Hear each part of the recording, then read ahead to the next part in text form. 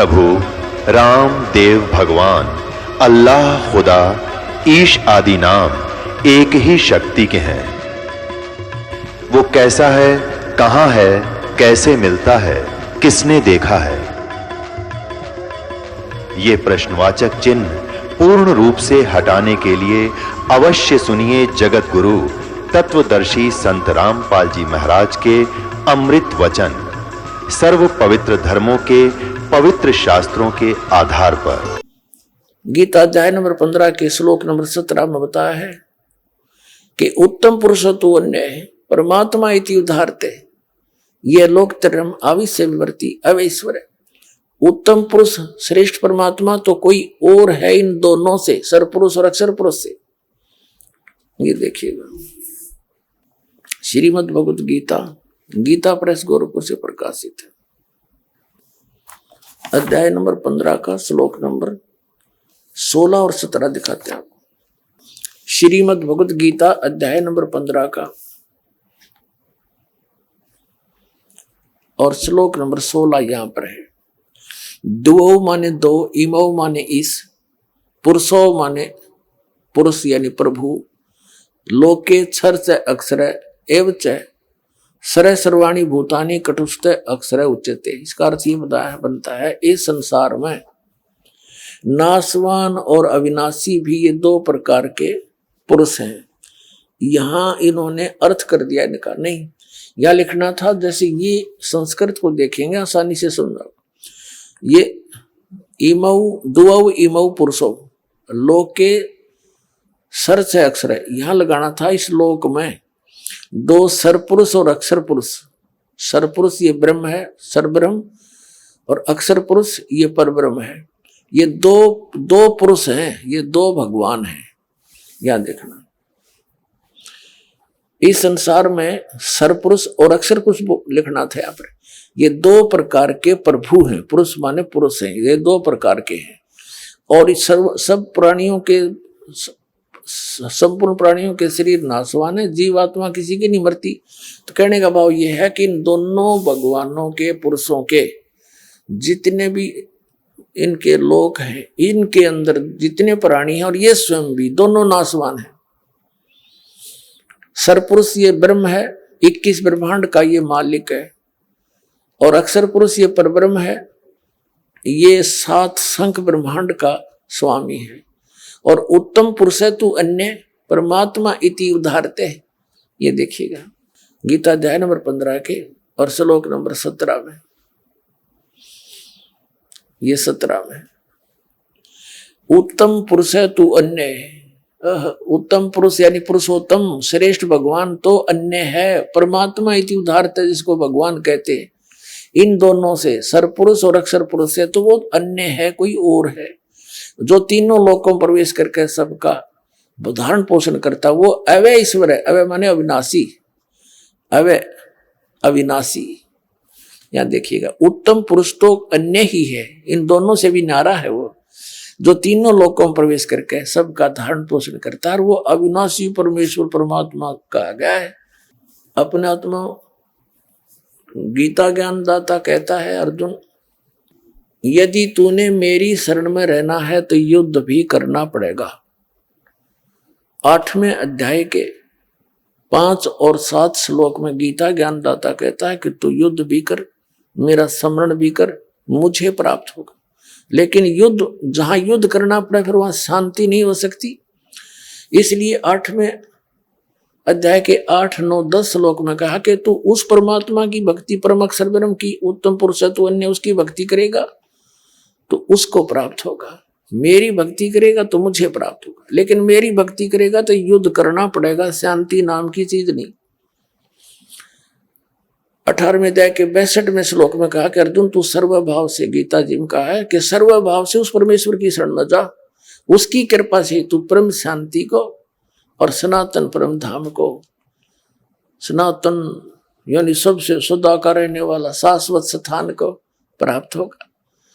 15वें अध्याय के 1 से लेकर 4 में ये स्पष्ट किया है कि ऊपर को जड़, नीचे को तीनों गुण रूपी शाखा वाला यह उल्टा लटका हुआ संसार रूपी वृक्ष है। और जो संत इसके सभी भाग बता देगा तना कौन है, डार कौन है, शाखा कौन है और जड़ कौन है, कौन भगवान है, तो वो सवेदविद, वो तत्वदर्शी संत है। उसके पश्चात परमेश्वर के उस परम पद की खोज करनी चाहिए, जहां जाने के बाद साधक कभी लौटकर संसार में नहीं आते। और जिस परमात्मा ने सभी ब्रह्मांडों की रचना की है, जो सबका उत्पादक है, और मैं उसी की शरण में हूं, उसी की भक्ति करनी चाहिए और किसी की नहीं। स्पष्ट हो गया। अब इनकी थोड़ी सी आयु बताते हैं। जैसे एक ब्रह्मा जी की मृत्यु कैसे होती है, इसका 1000 चतुर्युग का दिन, इतनी ही रात्रि। एक चतुर्युग में कितने वर्ष होते हैं? सतयुग, त्रेता, द्वापर और कलयुग, इन चारों का पीरियड मिला के 43,20,000 वर्ष होते हैं। इसको चतुर्युग बोलते हैं।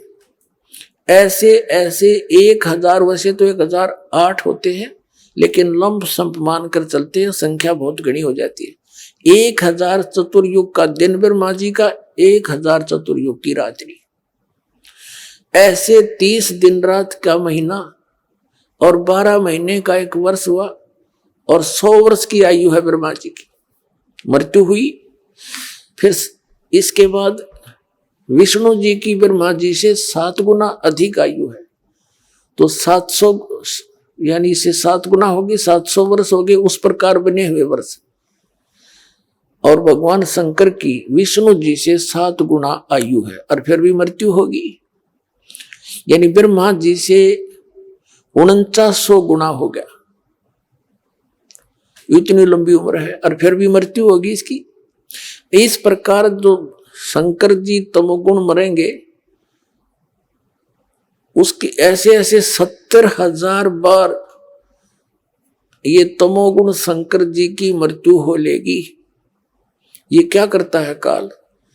जैसे ब्रह्मा की मृत्यु निश्चित, विष्णु की निश्चित, शिव की निश्चित, समय कितना ही हो।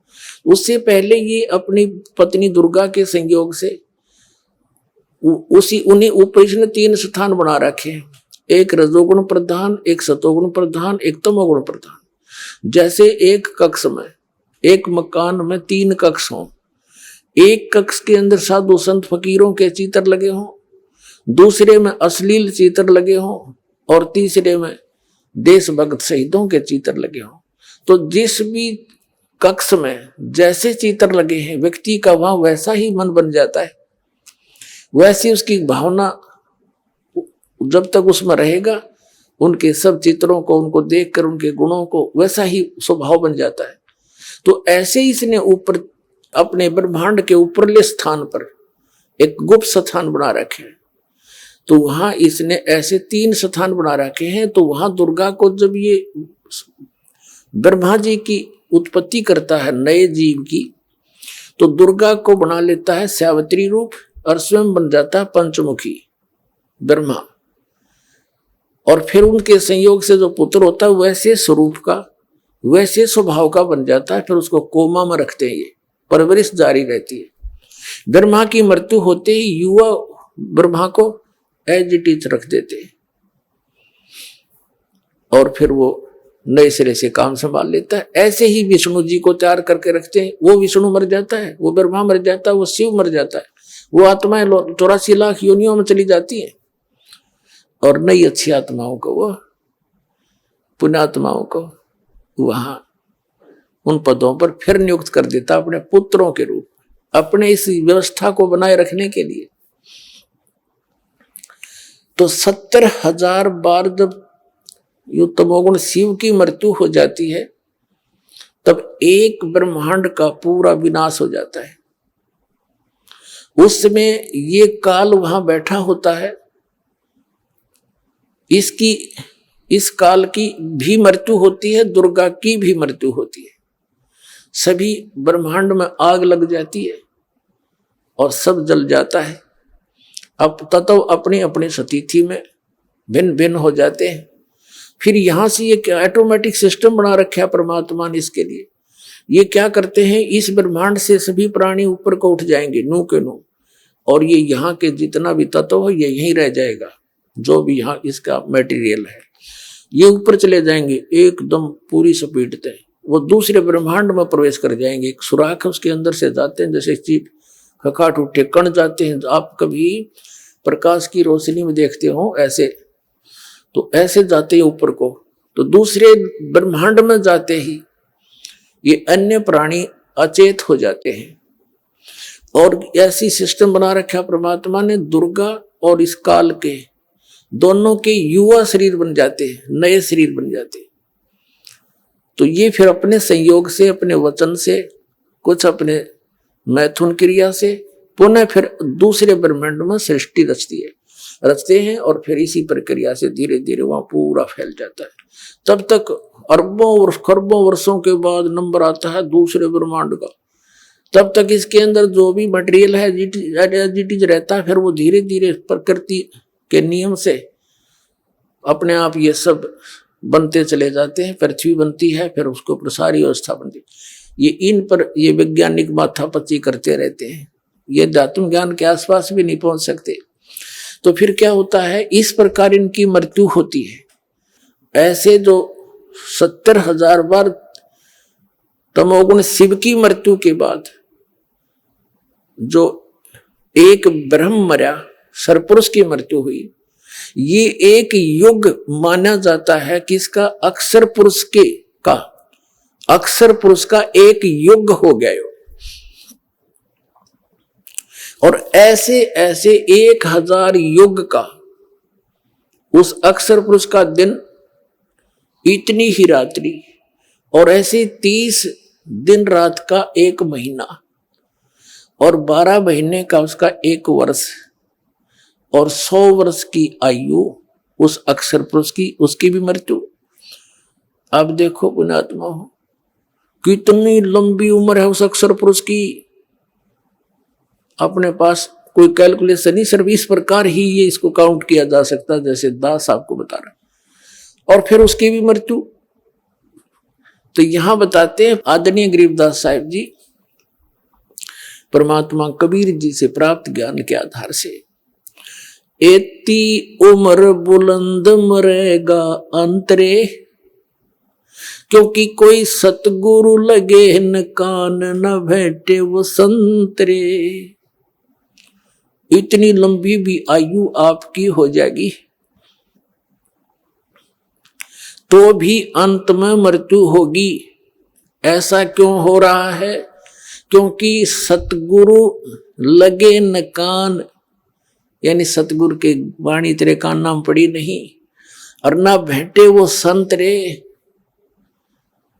अब जैसे आप भक्त हैं, आप संत हैं, साधु हैं, साधु से जो सीधा चले और भक्ति करे भगवान की, तो आपकी संपर्क में जो व्यक्ति आएगा समाज का, तो आप उनको समझाने की चेष्टा करोगे, पुस्तक दोगे, सीडी दोगे, आजकल तो बहुत सिस्टम हो गया, और फिर सतगुरु के पास लाओगे।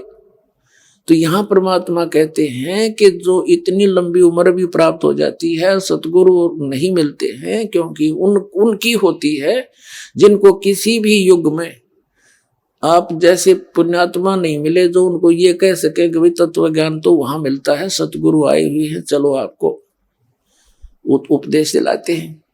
तो तब तक वो इतनी लंबी उम्र प्राप्त करके भी अंत में जन्म और मृत्यु के दीर्घ रोग में ग्रस्त रहे। तो परमात्मा क्या बताते हैं, जग सारा रोगिया रे, जिन सतगुरु वैद न जाण्या, जग सारा रोगिया रे, जग सारा रोगिया रे, जिन सतगुरु वैद न जाण्या, जग सारा रोगिया रे। भाई जन्म मरण का रोग लगा है या तृष्णा बढ़ी खांसी, आवागमन की डोर गले में या पड़ी काल की फांसी, जग सारा रोगिया रे, जिन सतगुरु वेद न जाण्या जग सारा रोगिया रे। अब फिर क्या बताते हैं भाई, सच्चा सतगुरु कोई है न पूजे, इन झूठों जगपतियासी। सच्चा सतगुरु कोई न पूजे, इन झूठों जगपतियासी। अंधे की वहां गई अंधे ने, ये मार्ग कौन बतासी, जग सारा रोगिया रे। जिन सतगुरु वेद न जाण्या जग सारा रोगिया रे। भाई देखा देखी गुरु से बन गए, किया ना तत्व विचारा। देखा देखी गुरु से बन गए, किया ना तत्व विचारा। गुरु से दोनों के सिर पे यू काल ठोके पंजारा, जग सारा रोगिया रे। जिन सतगुरु वेद न जाण्या जग सारा रोगिया रे। भाई सार शब्द सर जीवन बुटी, गैस गैस अंग लगावे। सार शब्द सर जीवन बूटी, गैस गैस अंग लगावे। कहे कबीर तुम सतकर मानो, ये जन्म मरण मिट जावे, जग सारा रोगिया रे। जिन सतगुरु वेद न जाण्या जग सारा रोगिया रे। अब कहते हैं अंधे की बाँ और गई अंधे ने, मार्ग कौन बतासी। सच्चा सतगुरु कोई ना पूजे, झूठा जगपतियासी। और देखा देखी गुरु शिष्य बन गए, किया ना तो विचारा। और गुरु शिष्य दोनों के सिर पर यू काल ठोका पंजारा। दोनों गड़ेगा गुरु ने भी और चेल्या ने भी। चेले कहाँ जाएंगे बेचारे। अब दिखाता हूं झूठे गुरु, सच्चा गुरु। अपने आत्मा समस्या क्या है हमारे सामने कि हमारे हिंदू धर्म के धर्मगुरु आचार्य और शंकराचार्य ब्राह्मणों को, मंडलेश्वरों को, ऋषि में ऋषियों को अपने सदग्रंथों का ज्ञान नहीं। और कबीर पंथी कलाम ये काल के दूत, इनको परमेश्वर की वाणी का ज्ञान नहीं। तो ये झूठे गुरु थे। इनमें से एक झलक दिखाते हैं श्री मधु परमहंस जी, जो सबकी छुट्टी दिवा रहा था। अब जो वस्तु मेरे पास है ब्रह्मांड में नहीं किसी के पास, इसके पास के है ला दिखाऊं, थोड़ा सा झलक दिखाए तुम्हें इन झूठे गुरुओं की। ये देखिएगा, एक पुस्तक है अनुराग सागर की वाणी। ये इनके प्रवचन है श्री मधु परमहंस जी के। साहिब बंदगी इनका कोड वर्ड है, नारा है। और ये कहां से छपा है, कौन ये है, इसके लेखक समझ लो ये हैं सतगुरु मधु परमहंस जी इस पुस्तक के। और ये प्रचार अधिकारी है राम रतन जम्मू। और ये कहां से, यहां से छपी है दीपावली प्रिंटिंग प्रिंटर्स, सोडल रोड, प्रीत नगर, जालंधर तक। इसके 23-24 पृष्ठ पे। अब यह 22 पृष्ठ पे बताया है कि धर्म साहिब कहते हैं, कबीर साहब की वाणी है ये। कबीर अनुराग सागर मत है। धर्मदास अधिकारी पाया ताते मैं कह भेद सुनाया, अब तुम सुनो आद की बानी। भाखों उत्पत्ति पर निशानी, भाखों है यो।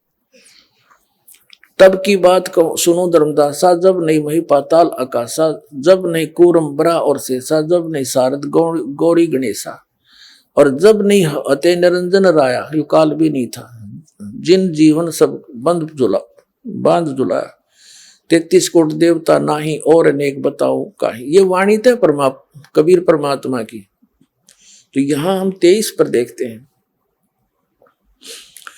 अब मधु परमहंस जी ने इन वाणियों को कैसे समझा है। साहेब ने धर्मदास से कहा, मैं तुमको आदि उत्पत्ति का रहस्य कहता हूं जिसे कोई नहीं जानता। यहां देखिए,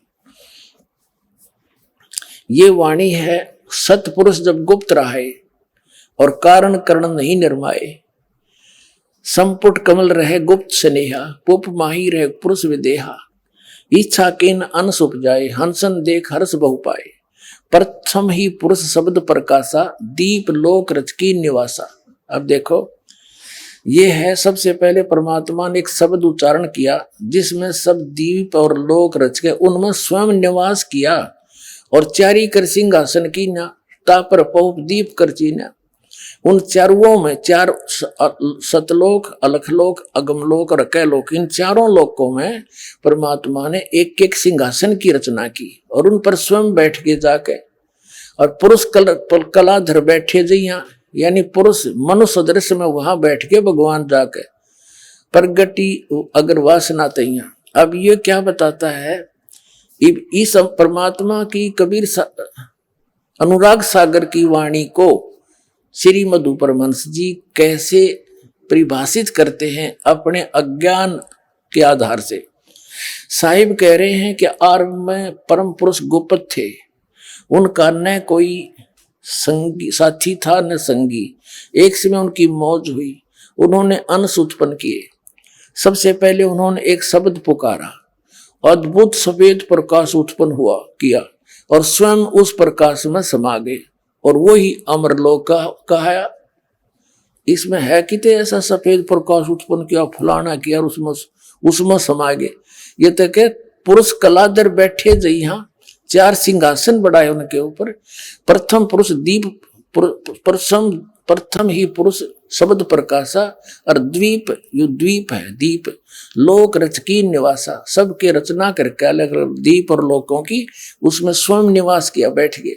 और चारी कर सिंहासन की ना, चारों में अलग अलग सिंहासन बनाए और उन पर पुरुष कलाधर बैठे जइए, पुरुष मनुष्य रूप में जाकर विराजमान हो गए। अरियो सट्टे मारे देखे। सबसे पहले उन्होंने एक शब्द पुकारा परम पुरुष ने, परम पुरुष गोपत थे, फिर प्रगट हो गए और अद्भुत सफेद प्रकाश उत्पन्न हुआ किया, स्वयं उसमें समा गए, वो फिर अमरलोक हो गया। देखो इसकी तगड़मबाजी अज्ञानी की। क्या कहता है कि परम पुरुष ने एक शब्द उच्चारण किया, उसमें सफेद प्रकाश हो गया और फिर उसमें आप समा गया, वो अमरलोक हो गया। ठीक है, अच्छा आगे देखो। अमरलोक कहा और फिर अपनी उनकी इच्छा हुई कि उन्होंने उन अनेक द्वीपों की रचना की।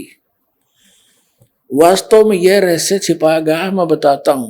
अभी कति और डिफाइन करने लगा। सर्वप्रथम परम पुरुष ने इच्छा करके एक शब्द पुकारा, उससे एक अद्भुत सफेद रंग का प्रकाश हुआ और वो प्रकाश अनंत में फैल गया। वो प्रकाश संसारिक प्रकाश की तरह न था, वो इतना अद्भुत था कि जिसका कण कण एक एक कण करोड़ों सूर्यों को भी लज्जा दे। ठीक है, अब 24 पृष्ठ पर आगे हम। जब वो प्रकाश अनंत अनंत में फैल गया तो फिर वे सतपुरुष स्वयं उस प्रकाश में समा गए। अब वो प्रकाश चेतन हो गया, जीवित हो गया। पहले मरा हुआ था, फिर वो जीवित हो गया। ठीक, जिस प्रकार आत्मा के शरीर में आने से शरीर चेतन हो जाता है, उसी प्रकार वो पुरुष भी वो प्रकाश भी जीवित हो उठा। प्रकाश में आने से पहले वे सतपुरुष गुप्त थे, जबकि प्रकाश में आकर वे सतपुरुष कहलाए। अब देखा कल इसकी यहां तक कह रहा है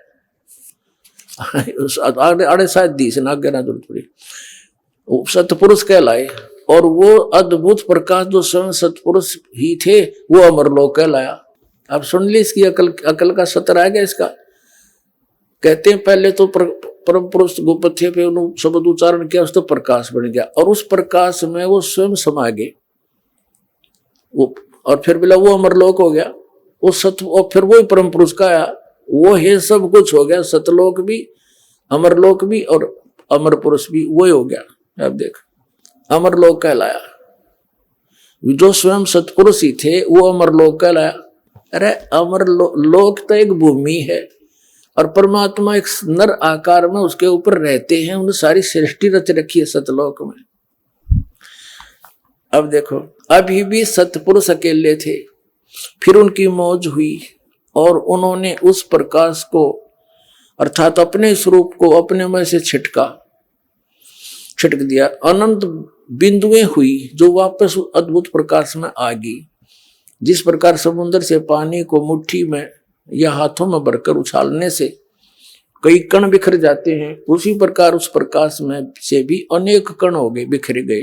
लेकिन जिस प्रकार समुद्र की बूंदें पुनः समुद्र में गिरकर समुद्र का ही रूप हो जाती है, उसी तरह से वे अनंत कण भी वापस उस अद्भुत प्रकाश में आए। लेकिन अचरज यह था कि बिंदुएं जब वापस प्रकाश में आई तो प्रकाश में नहीं हुई, पानी की तरह मिली नहीं उसमें, क्योंकि सतपुरुष की इच्छा से ने इच्छा की कि इनका अलग अस्तित्व रह जाए। तो वे ही जीव कहलाए।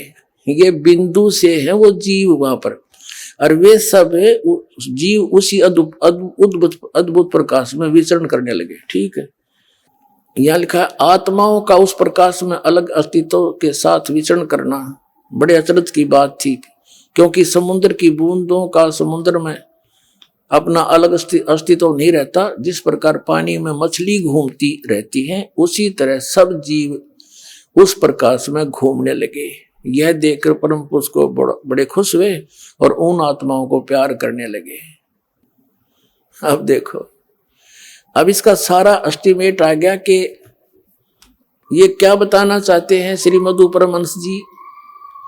इन्हें कोरा अड़ंगा कर दिया परमात्मा की वाणी का ना समझकर। ये इसका विधान क्या है कि परमात्मा ने शब्द उच्चारण किया, उससे सफेद प्रकाश हो गया, उसमें स्वयं समा गए जैसे चीनी पानी में, और फिर वो सारा मिलकर अमरलोक हो गया। फिर इन्हों का वो सतपुरुष हो गया। यहां तक तो ये, और फिर उसमें जो ऐसे उचट दिया अपने प्रकाश को, वापस बिंदु सी आकर के वापस गिरी, वो अलग रह गई, वो जीव बन गए और वो मछली की तरह समुद्र में घूमते हैं वापस उस प्रकाश में, उस अमरलोक कहो। और आगे और देखिए इसकी कलाबाजी दिखाता हूं।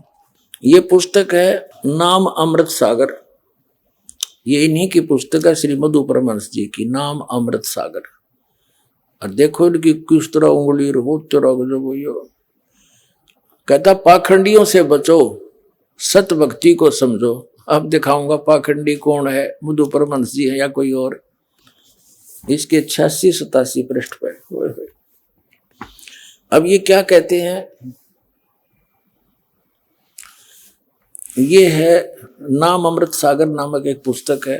इसके 86 पृष्ठ पे यहाँ परमात्मा की वाणी को इसने अनुवाद किया है। सार शब्द सर्वैसे न्यारा, भेद न पावे कोई, चार वेद में ब्रह्मा बोले आदि नाम ना पाई। क्योंकि उन चारों वेदों में वो सार नाम आदि नाम सार शब्द नहीं है, वो तो परमात्मा की वाणी में उन्होंने गुप्त छुपा रखा है। अब ये क्या कहता है मधु परमहंस जी, यह आदि नाम, यह सच्चा नाम, सच्चा नाम कहो चाहे सत्य नाम कहो, वाणी का विषय नहीं है। यह 52 अक्षर से परे विधेय नाम है।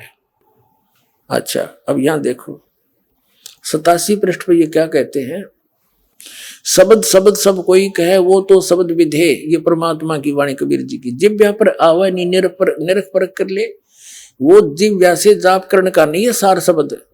ये क्या कहता है, पर वह नाम क्या है, सार शब्द सतपुरुष कहाया, वो सार शब्द ही सतपुरुष है। गुरु नाम देते समय मालिक दे देता है, गुरु अपनी सुरती में परमात्मा सता लाकर दे देता, यही नाम है। अब आगे दिखाता हूं भक्ति के चोर पर। ये देखो ये सब ने भक्ति का चोर बतावा है, और अब दिखावांगे चोर खुद है या कोई और तेरा के जब इधर मस्तार रखा था कति। ये इनकी पुस्तक है,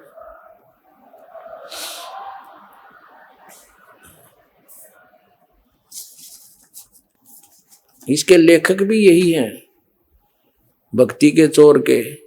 भक्ति का चोर है, भक्ति के चोर का लेखक, प्रचार अधिकारी राम रतन जम्मू, और ये वहीं से प्रिंटेड है, दीपावली प्रिंटर, सोडल रोड, प्रीत नगर, जालंधर से। इसके पृष्ठ नंबर 59 पे ले चलते हैं आपको। ये है साहिब के चोर, ये 59 पृष्ठ पे। ये क्या कहता है, जिस अमरलोक की बात साहिब ने की है वो 3 लोक से न्यारा देश है। अमरलोक क्या है, वो परम पुरुष, वो सर्वशक्तिमान खुद ही अमरलोक है। आगे इसका ओढ़े, अब क्या कहता है कि वो परम पुरुष, वो सर्वशक्तिमान खुद ही अमरलोक है। अब इस जो दास ने इसके लिटरेचर दिखाए हैं, इसका सारा का सारांश के बन गया। श्रीमद् उपरमहंस ने क्या सिद्ध कर दिया कि परमात्मा ने अपने वचन से पर एक शब्द उच्चारण किया, उसमें से सफेद प्रकाश बन गया और फैल गया अनंतमय प्रकाश। फिर उसमें स्वयं सतपुर वो परम पुरुष समा गए, वो सारा मिलकर नौका, फिर वो अमरलोक हो गया। अरीब के है वो अमरलोक, वो फिर सार शब्द सत्य, सच्चा नाम, सच्चा नाम यानी सतनाम, और सार शब्द आदि नाम, विधेय नाम, ये क्या है? नो का वो सार शब्द क्या है? वो परमात्मा ही है। और परमात्मा क्या है? वो अमरलोक है। यानी वो सारा प्रकाश का लोथड़ा जो यू बतावा है, वो सारा कुछ सार शब्द भी वही, सतनाम भी वही, सच्चा नाम, विधेय नाम भी, आदि नाम भी, वो प्रकाश का लोथड़ा, और परम पुरुष भी वही, और अमरलोक यानी सतलोक भी वही। अब इसने कौन सा विधान सिद्ध कर दिया? राधा स्वामी वाले पंथियों का श्री शिवदयाल जी वाली ही भांग पी रखी इसने। दिखाता हूं, ये देखिएगा, सार शब्द राधा स्वामी वार्तिक। इसके प्रकाशक कौन? प्रकाशक हैं जगदीश चंद्र सेठी, सेक्रेटरी, राधा स्वामी सत्संग व्यास, डेरा बाबा जयमल सिंह। 2003 का संस्करण है, लक्ष्मी ऑफसेट प्रिंटर, दिल्ली से ये मुद्रित है। इसकी भूमिका से स्पष्ट है कि सार वचन राधा स्वामी वार्तिक हजूर स्वामी जी महाराज के वचनों का संग्रह है। ये वचन सत्संगों तथा अन्य चर्चाओं के दौरान सत्संगियों ने नोट किए थे, और 1902 में बाबा जयमल सिंह ने ये सार वचन राधा स्वामी वार्तिक को पहली बार पंजाबी गुरमुख लिपि में छपवाया था, और ये पुस्तक उसी की हिंदी में छप गई। इतनी सी बात है।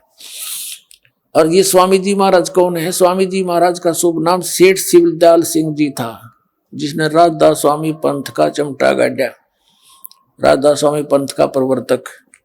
आपने 25 अगस्त 1818 में आगरा शहर में जन्म लिया। आपके पिताजी का नाम सेठ दिलवाली सिंह जी था तथा माता जी का नाम माँ माया जी था।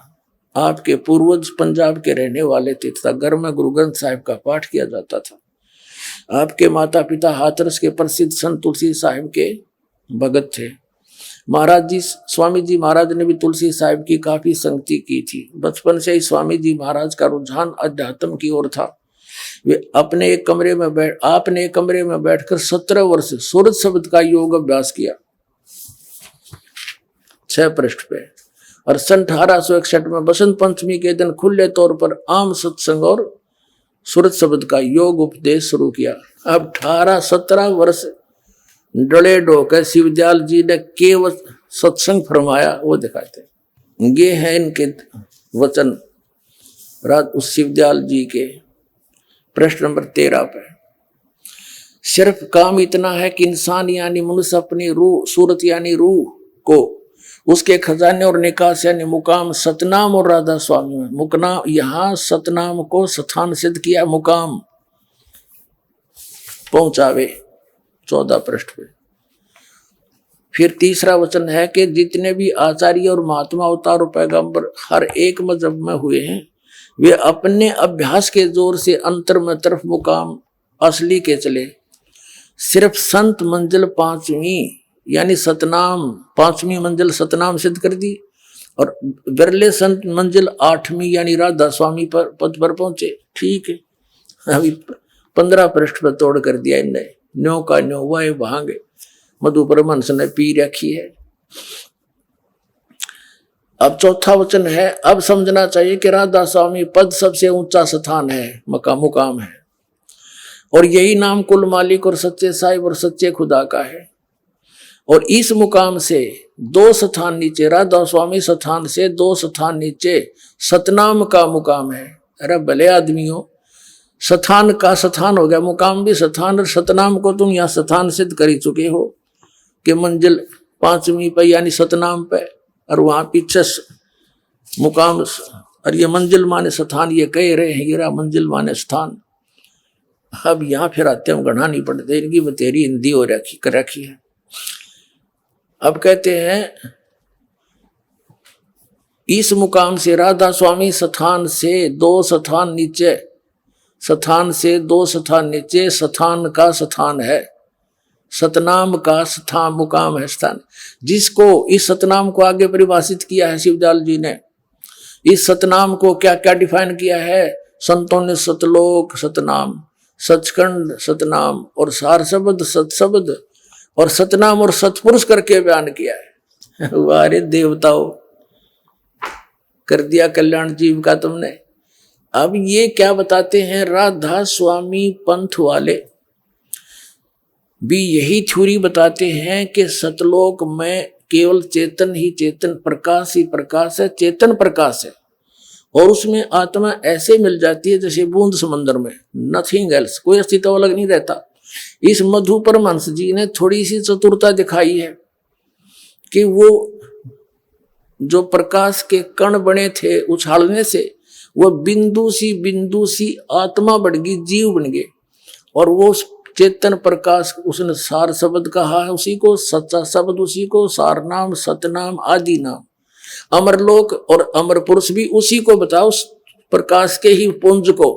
श्री मधु परमहंस जी ने उस प्रकाश के पुंज में, जिसने वो अमरलोक भी कहता है उसी को अमर पुरुष भी कहता है, सतपुरुष भी कहता है, उसी को सार शब्द भी कहा है, उसमें ऐसे घूमती जैसे बिंदु बिंदु सी जीव वहां ऐसी स्थिति बताता है। अब कबीर परमात्मा क्या बताते? अब नो खुल लेगी इनकी पोल, तो भगवान का इतिहास क्या बताता, जिन महापुरुषों ने देखा वो क्या बताते। अब इनकी कत्ती वो कहा ना सपूड़ा साफ हो जाएगा, जनता इन्हें देखा भी नहीं इनकी तरफ। जैसे ये श्री मधु परमहंस जी भी अपने आप को कबीर पंथी कहते हैं, और ये काल का पक्का दूत है। कबीर साहब की छाप लगा के इसने वही काल वाला सारा मटेरियल भर दिया, और कबीर पंथी को आवे। ये कबीर साहब को मानता है कि कबीर साहब तो सतगुरु थे, और सतपुरुष इसने बता दिया प्रकाश का पुंज है। और यहां तक लिखा इसने कि सतपुरुष ने उस प्रकाश ने अपने आप में से मथ कर इस ज्ञानी पुरुष को कबीर जी को निकाला, और कबीर जी अलग हैं, और वो तो लोथड़ा इसने बता रखा ऊपर क्या है। और कबीर सागर में क्या बताया कि एक बार परमात्मा स्वयं आते हैं, जैसा उनका विधान दास आपको सैकड़ों बार बता चुका है। सतलोक से चलकर आते हैं, अपनी नेक आत्माओं को मिलते हैं, चारों वेद गवाही देते हैं। उसी नियमानुसार वो परमात्मा सतपुरुष कबीर जी स्वयं परमात्मा है, सतलोक में साकार रूप में है, सिंहासन पर विराजमान है, उनके सिर पर मुकुट है, ऊपर छत्र है, पूरे बड़े गुंबज के अंदर विराजमान है, मनुष्य सदृश उनका शरीर है, सब आत्माएं भी वहां पर ऐसी सृष्टि है। तो कबीर साहब जी आए, धर्मदास जी को मथुरा में मिले, एक जिंदा महात्मा के रूप में, एक साधु संत के रूप में। उनसे खूब चर्चा हुई। वो श्री राम, श्री कृष्ण और शंकर भगवान का करड़ा पुजारी था। तीर्थ व्रत करता हुआ अपना अध्यात्म कर्म कर रहा था, तो परमात्मा ने उसको काफी समझाया। तब धर्मदास जी ने पूछा कि भगवान, हे महाराज, आपने ये ज्ञान कहाँ से प्राप्त हुआ? तो परमात्मा अपने आप को छुपा कर कहते हैं कि काशी के अंदर एक सदगुरु आए हैं कबीर नाम थे जुलाहा, उनसे मुझे ये ज्ञान हुआ। फिर और कहा कि मैं फिर उनके ज्ञान से सतलोक देख कर आया हूँ, वहाँ ऐसा है। तो धर्मदास जी ने कहा कि भगवान, मुझे भी एक बार वो सतलोक दिखा दो। काफी आग्रह करने पर तो परमात्मा उस धर्मदास जी को सतलोक लेकर चले, वो दिखाते हैं। जब उसने ज्यादा वाद विवाद किया तो परमात्मा गुप्त हो गए थे। ये कबीर सागर संपूर्ण 11 भाग खेमरा श्री कृष्ण दास प्रकाशन बंबई से प्रकाशित है, और कोई प्रकाशन नहीं है इसका, केवल यही प्रकाशन है अभी तक। ये कौन है इसका? कबीर पंथी भारत पथिक स्वामी युगलानंद बिहारी द्वारा परिष्कृत मुद्रक एवं प्रकाशक है खेमरा श्री कृष्णदास, अध्यक्ष श्री वेंकटेश्वर प्रेस, खेमरा श्री कृष्णदास स्मारक मुंबई के। ठीक है। अब इसमें आते हैं ज्ञान प्रकाश। अब हम 56 पृष्ठ पढ़ रहे हैं आपके सामने। ये 56 57 दिखाएंगे आपको। ये 56 पृष्ठ है। पहले परमात्मा 2-3 बार मिले, फिर उनसे अंतर ध्यान हो गए, तो फिर 7वें दिन पर वो प्रगट दिखाए। धर्मदास पद गए उकलाए, उनके पैर पकड़ के उकला के बोले, धर्म धर ही न श्वास बही निपट अधीरा, परे चरण में अक्षीण शरीरा। कुछ खाया पिया नहीं 7 दिन तक, अक्षीण शरीर होगा उसका, धर्मदास का। कर गए साहिब ताही उठावा, कबीर परमात्मा ने उसको उठाया हाथ पकड़ के। शीस हाथ दे अंक मिलावा, सीने से लगाया भगवान ने, कबीर साहब ने।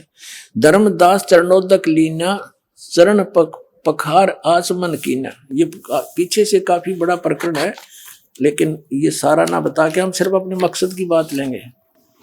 अब 57 पृष्ठ पे कबीर सागर बोध सागर का,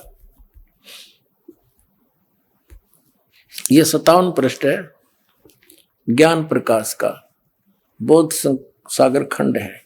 धर्मदास वचन, हे प्रभु चिंता गण करू मोरा, और पुरुष दर्श देव करो निहोरा। मैं आपका आगे आपके निहोरे का ढूं, हाथ जोड़ूं, मुझे एक बार परमात्मा के दर्शन करा दे। पुरुष माने परमात्मा के। धर्मदास ये हट क्या करहु, परमात्मा कबीर जी बोले, धर्मदास ये हट क्या करहु, मानो वो शब्द शीश पर धरहु। हमरे गहे पुरुष पे जय है, बिना गहे वहां जा न पे है। काफी बता, फिर यहाँ नहीं मानना जब के कहा, धर्मदास कहते हैं तब लीला बहुत हम देखा, और पुरुष दर्श बिन रह ही रेखा। कि मैंने आपकी बहुत से लक्षण देख लिए, आप अंतर ध्यान हो जाते हो, फिर आ जाते हो, पर जब तक मैं भगवान नहीं देख लूंगा इतने मेरे जो चाहे कोई ना मन में दोष रहेगा। जो किंकर पर होए दयाला, तो छिन्न में होए गत उर्साला। ये होए है। अब परमात्मा कहते हैं सतगुरु रूप में, सतगुरु वचन क्या कहते हैं, धर्मनी जो ऐसो चित की ना। धर्मदास ने जब ऐसी बात अड़ा दी, तो तन तद चलो लोक परवीना। कबीर साहब बोले, इस शरीर ने छोड़ो और चल मेरे साथ। रे राख्य उतन गौन ले हंसा, उस शरीर को गुप्त कर दिया परमात्मा ने, छुपा दिया कहीं पर। और तहां पहुंचे जा कीले संसा, लवन एक में पहुंचे जाई, एक अक्षर में पहुंच गए सतलोक में। अवगत लीला लखे को बाई, शोभा लोक देख सुख माना। धर्मदास ने, और उदित असंख्य शशि और भाना। वहां पर ऐसा लोक की शोभा है, उस सतलोक अमरलोक जिसको कहते हैं, वो एक पृथ्वी है, और वो भी चमकीली है, उसका भी बहुत घना प्रकाश है, सफेद प्रकाश उसका भी। और वहां क्या किया परमात्मा ने, जब सतलोक में पहुंचे तो वहां साधु रूप में गए थे नीचे से। वहां जो द्वारपाल था परमात्मा का, गेट कीपर, उससे कहा कि भाई ये एक आत्मा आया है यहाँ पर नीचे से, और इसको परमात्मा के दर्शन करवा दो। द्वारपाल ने अन्य को बुलाया, वहां के जो हंस रहते हैं, पुण्यात्मा रहते हैं, मनुष्य शरीर में है, वहां पर नर और नारी रूप में है, और उनसे कहा कि जाओ इस प्यारी आत्मा को भगवान के दर्शन करा के लाओ। उनकी सभी वर्णन कर रखा कबीर सागर में धर्मदास जी ने। तो वो लेकर चले उनको, उनके गले में माला थी, नाक सुंदर थे, कान भी बड़े अच्छे थे, सारे वर्णन कर रखे। और वहां जाकर जब धर्मदास जी ने देखा कि ये तो वही महात्मा है जो मेरे साथ नीचे आया था, लेकिन वो वहां पर उनके एक रोमकूप की करोड़ सूर्य करोड़ चंद्रमा मिला दे इतनी शोभा थी, नर आकार में सिंहासन पर विराजमान थे। फिर धर्मदास उसको कहा कि जाओ वे ले जाओ, हो गया दर्शन। अब जब धर्मदास जी वापस आए तो परमात्मा फिर उसी रूप में आगे बैठे पाए। तब क्या बोलते हैं कि हे भगवान, आपने वो शोभा यहाँ क्यों छुपा रखी है जो आपका वहां शरीर इतना सुंदर तेजो में है। तब परमात्मा कबीर जी ने बोले, हे परमात्मा आप तो स्वयं ही भगवान हो, आप ही अमर पुरुष हो, हमें तो भूल भुलैया कर रहे थे। अब देखो, अब 58 पृष्ठ पर पढ़ेंगे हम ज्ञान प्रकाश कबीर सागर का। जित देखिए जगमग झलकाही, देखत छकित बहे ही माही। द्वारपाल हंस जो रहिया, ता मैं एक हंस असकैया। द्वारपाल ने उनमें से एक हंस से कहा, यही सन सही तुम जाओ लिवाई। इस हंस को, हंस है यही हंस ही तुम जाओ लिवाई, पुरुष दर्श दे आनो भाई। परमात्मा के दर्शन करा ला। चले लिवाए पुरुष जब ही झजक हंस बहु आयो तभी। गणे हंस इकट्ठे हो गए भगत, और करत कोलाहल मंगल चारा, शोभा अद्भुत अंग अपारा। उन जो वहां रहते हैं जीवात्मा, हंस आत्मा, भगत, हंस कहो जैसे हम आपको भगत कह देते हैं, तो वहां हंस नाम से जाने जाते हैं। अपने जैसे आकार के हैं, मनुष्य दृश्य है। शोभा अद्भुत अंग अपारा। हंसन शोभा कहाँ बताऊं, कुछ एक प्रभाव सोवर्ण सुनाऊं। थोड़ा बहुत सुनाता हूं मैं आपको। धर्मदास जी कह रहे हैं, रतनमाल गरीब सोबत हंसा। गरीब माने गर्दन। उन हंसों की, सतलोक में रहने वाले व्यक्तियों के गले में, गर्दन में रत्नों की माला सुशोभित थी, और मणिमाला किमी करो प्रशंसा। और मणिमाला भी उनके गले में लटकरी डाल रखी थी। आइए अब हम उन श्रद्धालुओं के अनुभव जानते हैं जो जगत गुरु तत्वदर्शी संत रामपाल जी महाराज जी से दीक्षा प्राप्त कर चुके हैं तथा उनके द्वारा बताए गए भक्ति मार्ग पर चल रहे हैं। नमस्कार जी। नमस्कार। क्या नाम है जी आपका? हरमिंदर कौर, आलूवालिया। कहाँ से आए जी आप? पूना से। अच्छा, आपसे एक बात जानना चाहेंगे कि संत रामपाल जी महाराज जी से कब जुड़े हैं आप? संत रामपाल जी महाराज से 2003 में जुड़े हैं। लगभग 16-17 साल आपको संत रामपाल जी महाराज जी से नाम दीक्षा लिए हुए हो गए हैं। हाँ जी। संत रामपाल जी महाराज जी से नाम दीक्षा लेने से पहले आप क्या भक्ति साधनाएं करते थे? जब मेरी शादी नहीं हुई थी उससे पहले हम लोग गुरुद्वारे जाते थे, और शादी के बाद फिर गुरुद्वारे में भी जाते थे और मंदिर में भी जाया करते थे। देवी देवताओं की पूजा करते थे और गुरुद्वारे जाते थे। व्रत वगैरह भी करते थे? हाँ जी, व्रत भी रखे हैं। आप एक बात बताइए, साधना आप कर रहे थे, भक्ति आप कर रहे थे, तो फिर आपने संत रामपाल जी महाराज जी से नाम दीक्षा क्यों ली? मेरे हस्बैंड को एक समय ऐसे आया था कि मेरे हस्बैंड का काम में बहुत प्रॉब्लम हो गई थी। उनका जो पार्टनर था वो उनको धोखा दे के कंपनी से निकल गया था। तो उस समय इनके एक मित्र जो थे वो संत रामपाल जी महाराज जी से उन्होंने नाम दीक्षा ली हुई है, वो उनको मिले। तो उन्होंने संत रामपाल जी महाराज जी के बारे में बताया, और इन्होंने फिर वो उसी समय उधर टिकट करा के 2 दिन के बाद चले गए थे। नहीं, आपके जो हस्बैंड के दोस्त थे उन्होंने संत रामपाल जी महाराज जी के बारे में आपके पति को बताया। ऐसी कौन सी बातें उन्होंने आपके पति को बताई उनके दोस्त ने कि उन्होंने तुरंत एक्सेप्ट कर लिया कि इतनी दूर हरियाणा में संत रामपाल जी महाराज जी से नाम दीक्षा लेनी चाहिए? मेरे हस्बैंड एक बार उनके यहाँ गए थे तो उनका चेहरा बहुत उतरा हुआ था। तो उनके मित्र ने उनसे पूछा कि क्या बात है, आप बहुत परेशान दिख रहे हैं। तो इन्होंने बताया कि मेरे ऊपर बहुत बैंक का भी कर्जा चढ़ गया है, घर भी बैंक वालों ने अपने पास घर के भी पेपर रख लिए हैं, तो अभी कोई भी रास्ता दिख नहीं रहा है। क्या करूं, कहीं भी मंदिरों में जाना, सब करना, सब देख लिया। तो उन्होंने बोला कि आप संत रामपाल जी महाराज जी के पास आश्रम में एक बार जाके देखिए, आपके सब प्रॉब्लम वहीं पे सॉल्व हो जाएगी। तो मेरे हस्बैंड 2 दिन के बाद ही ट्रेन में संत रामपाल जी महाराज जी के पास चले गए। वहाँ जाके उन्होंने सब आश्रम में जाके जब भी गुरुजी से मिले, नाम दीक्षा ली, तो उन्होंने उनको सब चीज़ों का ज्ञान हो गया कि हम जो भक्ति कर रहे थे वो सब गलत थी, और जो संत रामपाल जी महाराज जी द्वारा बताई गई भक्ति ही सब पूर्ण भक्ति थी। तो उसके बाद वो नाम दीक्षा लेके वापस जब घर में आए तो उसके बाद ही धीरे धीरे करके इनको वापस बैंक वालों ने पेपर दे दिए घर के और कंपनी के। और उसके बाद सब ठीक होता गया। इनको बाहर जाके ऑर्डर भी नहीं लेने पड़े, कंपनी में बैठे बैठे ही ऑर्डर आने लग पड़े। देखिए, ऐसा कैसे हो सकता है कि आप आर्थिक समस्या से जूझ रहे थे। आर्थिक समस्या भी अपने आप में एक बहुत बड़ी, आपने बताया कि फैक्ट्री के और घर के कागजात आपने रख दिए थे बैंक वालों के पास में, और उसके बाद अचानक से आपकी जो आर्थिक समस्या है वो ठीक होने लग जाती है। तो आप ऐसा क्यों मानते हैं कि ये जो सब लाभ आपको मिल रहे थे वो संत रामपाल जी महाराज जी से नाम दीक्षा लेने के बाद ही मिल रहे थे? हमने सब जगह मंदिरों में, गुरुद्वारे में, सब जगह जाके सब पूजा व्रत सब करके देख लिया था, लेकिन कहीं भी हमें पहले लाभ नहीं मिला था।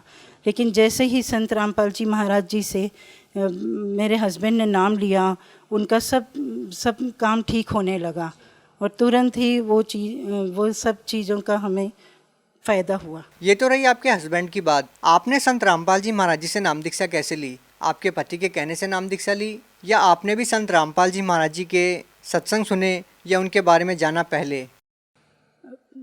मेरे पति जब नामदान लेके आए थे तो हमने सत्संग सुने उनसे।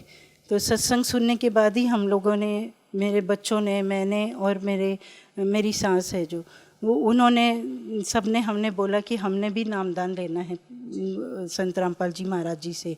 फिर गुरुजी संत रामपाल जी महाराज जनवरी में 2003 में पूना आए थे, तो वहीं पे हमें नामदान संत रामपाल जी महाराज जी ने दिया। हम आपसे जानना चाहेंगे कि संत रामपाल जी महाराज जी के जितने भी श्रद्धालु हैं, जब हम उनसे बातचीत करते हैं तो वो बताते हैं कि संत रामपाल जी महाराज जी से नाम दीक्षा लेने के बाद शारीरिक जो कष्ट होते हैं, आर्थिक लाभ, सब कुछ होता है। आर्थिक लाभ के बारे में आपने बताया कि आपको संत रामपाल जी महाराज जी से नाम दीक्षा लेने के बाद कोई शारीरिक लाभ भी मिला? हाँ जी, शारीरिक लाभ बहुत मिले हैं मुझे। संत रामपाल जी महाराज जी से मिलने से पहले अस्थमा के अटैक आते थे। अस्थमा के इतने ज़बरदस्त अटैक होते थे कि मुझे बहुत सांस की आवाज़ दूर दूर तक आती थी, उसकी आवाज़ तीसरे कमरे में जाती थी। तो संत रामपाल जी महाराज जी से जब नामदान लिया, तभी उसके बाद मेरा अस्थमा बिल्कुल पूरी तरह से ख़त्म हो गया। और इसके अलावा नामदान लेने के 3 महीने बाद मुझे पेट में एक बार बहुत ज़ोर से दर्द उठा। मुझे डॉक्टर के पास जहांगीर हॉस्पिटल में ले गए थे। वहाँ पे डॉक्टर ने इंजेक्शन वगैरह दिए, उनकी समझ में भी नहीं आ रहा था कि क्या प्रॉब्लम है। 4 दिनों तक उन्होंने दवाई वगैरह की, एडमिट रखा।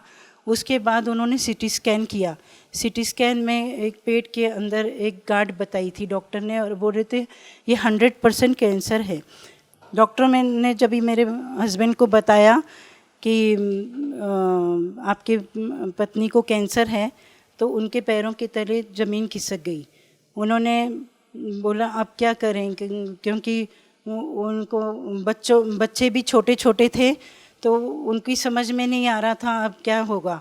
फिर उन्होंने बोला कि चलो संत रामपाल जी महाराज जी से प्रार्थना लगाएं, उनसे बात करके पता करें कि कैसे सब ठीक होगा।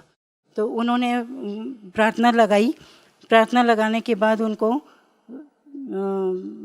गुरु संत रामपाल जी महाराज जी ने बोला कि परमात्मा सब ठीक करेंगे, परमात्मा दया करेंगे, अब भक्ति करो।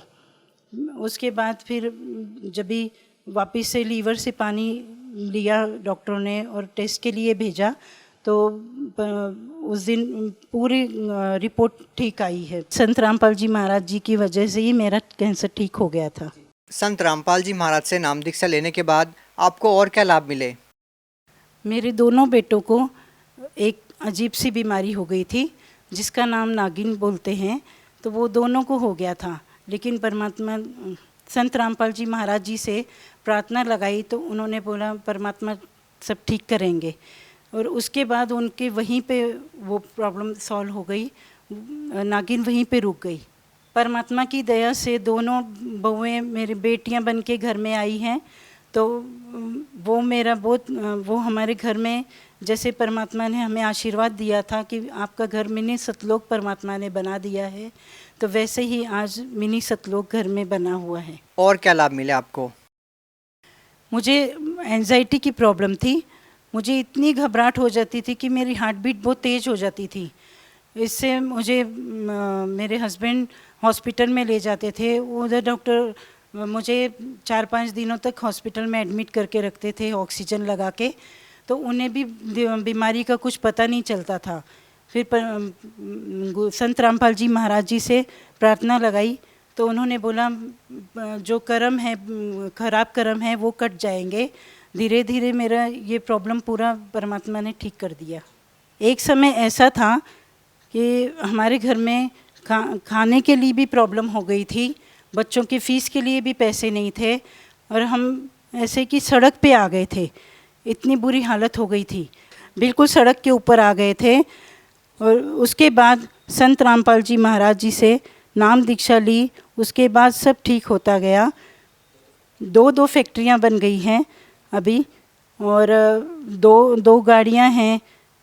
परमात्मा की दया से अभी खुद का मकान भी बन गया है। अब संत रामपाल जी महाराज जी से इतनी प्रार्थना करते हैं कि हमें धन नहीं, सिर्फ भक्ति चाहिए, मोक्ष चाहिए। जी, ये तो रही शारीरिक लाभ की बात। आर्थिक लाभ आपने पहले ही बता दिया था कि संत रामपाल जी महाराज जी से जैसे ही आपने नाम दीक्षा ली आपको काफ़ी सारे लाभ मिले। हम आपसे ये जानना चाहेंगे कि संत रामपाल जी महाराज जी का सामाजिक उत्थान में क्या योगदान है? संत रामपाल जी महाराज जी का समाज में योगदान बहुत बड़ा रहा है। वो बेटियों की जो शादी है उनके लिए माँ बाप को अभी चिंता कोई करने की ज़रूरत नहीं है। संत रामपाल जी महाराज की दया से मेरे दोनों बेटों की शादी वो बिना दहेज के, एक भी पैसा लिए बगैर अच्छे से हो गई है। देखो ऐसा है ना, बगैर दहेज के बहुत सारी शादियाँ हो जाती है, लेकिन बेटियों के साथ बाद में बहुत ज़्यादा प्रॉब्लम हो जाती है और फिर परिवार वाले दहेज मांगने लग जाते हैं और फिर वही परिस्थिति आके खड़ी हो जाती है। हम आपसे ये जानना चाहेंगे, क्योंकि बहुत सारे लोग ऐसे हैं जो इस बात को लेके आश्वस्त नहीं हैं। उनका मानना है कि बाद में बेटियों के साथ समस्या होती है। हम आपसे ये पूछना चाह रहे हैं, आपके जो बच्चों की शादी हुई है उनकी शादी को कितना साल हो गया है? बड़ी वाली जो बहू है उसको 10 साल हो गए हैं और छोटी वाली को 5 साल हो गए। तो अभी तक आपके जो बच्चों की शादियाँ हुई है आपने किसी भी तरह की दहेज की मांग नहीं की है? नहीं, उनसे एक भी पैसा दहेज में नहीं लिया है। ये प्रेरणा कहाँ से मिलती है आप लोगों को? संत रामपाल जी महाराज जी की दया से वो प्रेरणा मिली है, क्योंकि उन्होंने जो दहेज प्रथा को ख़त्म करने का जो प्रयास किया है उनको देखकर हमें ये प्रेरणा मिली है उनसे कि दहेज लेना बहुत गलत बात है। संत रामपाल जी महाराज जी ने नशा जो छुड़ाया है उसके लिए मैं यही कहना चाहती हूँ कि मेरे घर में मैंने देखा था कि मेरे पिताजी भी ड्रिंक करते थे, तो मैं हमेशा से वो चाहती थी कि मेरा हस्बैंड जो होगा तो वो ड्रिंक कभी नहीं करने वाला चाहिए मुझे। हमेशा वही मैं भगवान से प्रार्थना करती थी और मुझे जो मेरे हस्बैंड मिले वो शुरू से ही ड्रिंक नहीं करते थे। भगत समाज को क्या संदेश देना चाहते हैं? भगत समाज से यही प्रार्थना है कि संत रामपाल जी महाराज का ज्ञान सुनकर आप उनका ज्ञान समझें और परमात्मा की शरण में आएं। जी धन्यवाद। सच से।